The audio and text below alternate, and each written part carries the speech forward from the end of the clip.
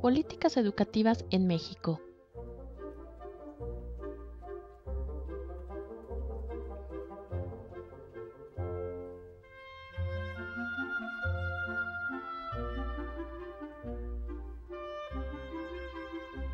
Una política educativa se entiende como la acción del Estado sobre el sistema educativo buscando optimizar, facilitar y propiciar mejores resultados en beneficio del mismo Estado.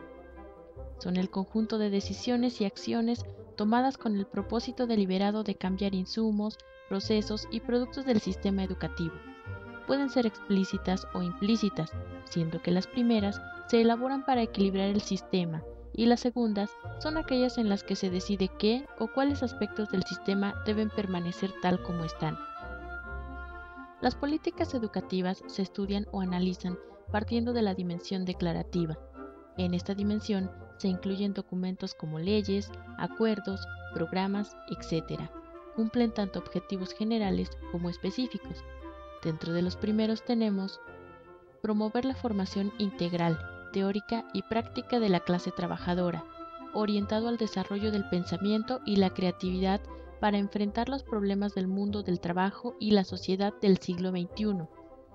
En el marco de una sociedad libre de la explotación del hombre por el hombre y con plena vigencia de los derechos humanos, la vida y su medio ambiente. Dentro de los objetivos específicos tenemos organizar las escuelas territoriales y sectoriales, vincular la educación con el trabajo y la intelectualidad académica, cultural y artística. Las políticas educativas buscan un beneficio a la población en materia de educación. Se han implementado una serie de políticas, algunas muy atinadas que otras. Sin embargo, de alguna manera, cada una ha contribuido a la mejora de los procesos educativos y de la misma educación en nuestro país.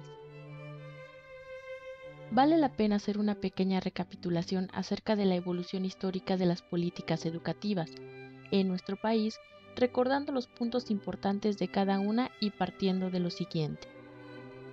La educación fue institucionalizada en México desde la creación en 1921 de la Secretaría de Educación Pública, SEP. Es con el gobierno de Álvaro Obregón que se establece la educación rural e indigenista, dándole mayor importancia a las escuelas ubicadas en las comunidades rurales. Uno de los personajes que se comienza a involucrar con la obra educativa es José Vasconcelos, quien ha sido considerado como una de las grandes figuras de la educación pública en nuestro país.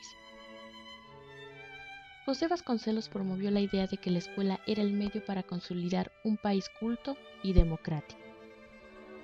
La política cardenista 1934-1945, o también llamada de la educación socialista, en donde su ideología era formar hombres libres de prejuicios y fanatismos religiosos.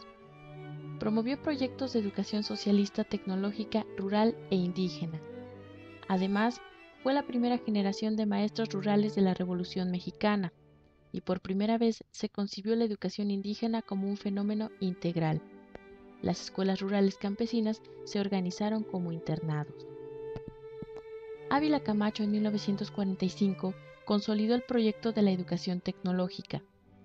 Dentro del primer Plan Nacional en materia educativa, Jaime Torres Bodet promovió la Escuela de la Unidad Nacional y desarrolla una política de modernización educativa. Diseña el primer Plan Nacional de Educación, llamado Plan de los 11 años.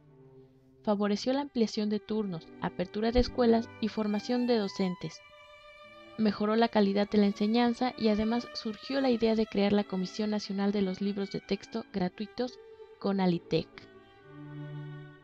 Este plan se extendió hasta el sexenio de Díaz Ordaz, que abarcó de 1964 a 1970.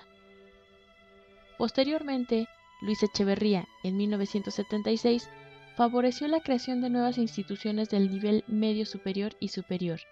Se aprobó la Ley Federal de Educación Superior, del Instituto Nacional de Adultos, INEA, y el Consejo Nacional de Ciencia y Tecnología, CONACYT.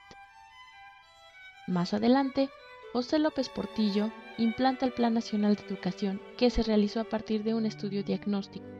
El plan no se concretó y se realizan los programas y metas del sector educativo 1979-1982. Se favoreció la descentralización y la planeación. sentó el precedente para seguir presentando planes y programas nacionales en educación. Miguel de la Madrid estableció el Programa Nacional de Educación, Cultura, Recreación y Deporte. Se plantea una revolución educativa que es elevar la calidad a partir de la formación integral de docentes, racionalizar los recursos y ampliar el acceso a servicios, prioridad a zonas y grupos desfavorecidos, vincular a educación y desarrollo, además de hacer de la educación un proceso participativo. Carlos Salinas de Gortari, durante su mandato 1988-1994, tiene la propuesta con atención a las nuevas tendencias económicas, como la sociedad del conocimiento, la competitividad basada en los avances científicos y tecnológicos, y el uso de las nuevas tecnologías de la información y la comunicación, además de obligatoriedad de la educación secundaria. Se realizan reformas al artículo 3 constitucional y se crea la Ley General de Educación. Firmó el Acuerdo Nacional para la Modernización de la Educación Básica y Normal. Es asignado a la educación el 5.7% del Producto Interno Bruto.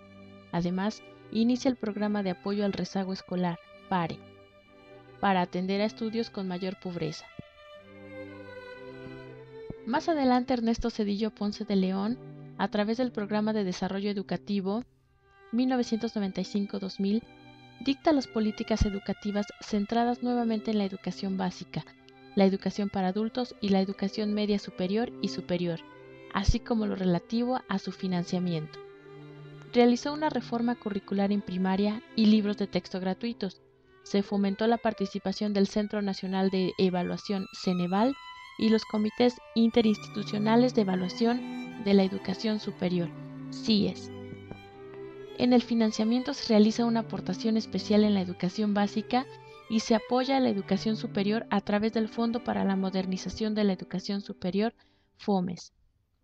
Además, implementa el Programa para el Mejoramiento del Profesorado, PROMEP. Vicente Fox Quesada, durante su mandato 2001-2006, crea la política educativa que se reflejó en el Programa Nacional de Educación 2001-2006, en donde se acentúa la atención al bachillerato y la formación técnica equivalente. Por otro lado, dentro de la filosofía, la educación para la vida y el trabajo, se consolida la educación y capacitación para adultos. Se plantean estrategias que satisfagan las necesidades de profesionistas dentro de los sectores productivos y de la sociedad en general. Se incluye una estructuración enfocada al logro de metas. Durante el sexenio del presidente Felipe Calderón, 2006-2012, encontramos continuidad en la calidad educativa y la eficiencia en el manejo de recursos, equidad, dando énfasis a grupos focalizados, vinculación con el sector empresarial, tecnologías de la información y la comunicación como herramientas para la modernización. Se prevé que las modalidades de educación abierta y a distancia en todos los niveles se constituyan en uno de los mecanismos fundamentales a través de los cuales se ampliará la cobertura de la educación secundaria, media superior y superior. En general, las políticas educativas en nuestro país han avanzado de una manera muy lenta, desafortunadamente. Aún en la actualidad, no podemos presumir de un desarrollo educativo sustancioso.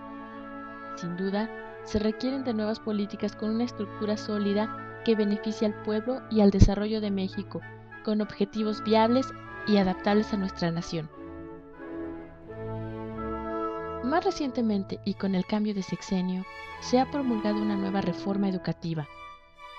La reforma educativa de 2012 en México es una reforma constitucional presentada por el presidente de la República, Enrique Peña Nieto, dentro del marco de los acuerdos y compromisos establecidos en el Pacto por México, la cual consiste en lo siguiente.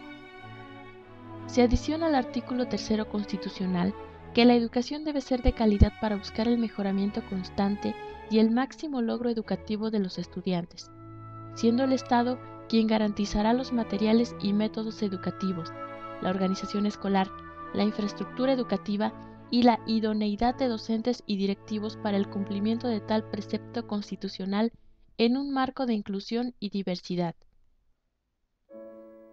Se eleva a rango constitucional la posibilidad para que los padres de familia puedan expresar su opinión sobre los planes y programas educativos. Además, se establecen diversas reformas a los artículos 3 y 73 constitucionales. Se adiciona una nueva fracción al artículo 3 constitucional. Es así como han evolucionado las reformas educativas en el país, buscando la mejora en los procesos educativos de nuestra nación. Sin duda, surgirán nuevas reformas, cambios necesarios que ayuden al desarrollo sustancial de nuestro México en materia educativa.